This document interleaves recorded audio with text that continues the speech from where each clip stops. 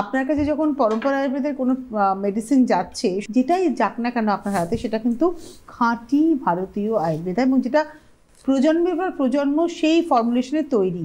যত দিন যাচ্ছে প্রযুক্তির সমীকরণে সেই মেডিসিন কিন্তু আরও শক্তিশালী আর উন্নত হয়ে উঠছে, এবং এখানে অবশ্যই আয়ুর্বেদাচার্য ডক্টর দেবব্রত সেনের একটা কৃতিত্ব নিশ্চয়ই রয়েছে। তার কারণ আপনার পূর্বপুরুষের ফেলে যাওয়া যে পথ, সেই হেঁটে যাওয়া যে পথ, সেই পথ দিয়ে আপনি হাঁটতে গিয়ে নতুন আরও অনেকগুলো পথ তৈরি করেছেন।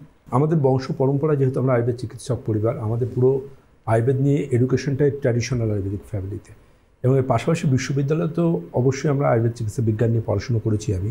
কিন্তু সব কিছুর বাইরে গিয়ে বলবো যেটা, যে মেন এডুকেশনটা আমার দাদুর থেকে, বাবার থেকে, এদের কাছ থেকে পাওয়া, জ্যাঠামশাইয়ের কাছ থেকে পাওয়া। কারণ জ্যাঠামশাই আয়ুর্বেদ চিকিৎসক ছিলেন, বাবাও ছিলেন, দাদুও ছিলেন, তার আগের সব প্রজন্মই আয়ুর্বেদ চিকিৎসক।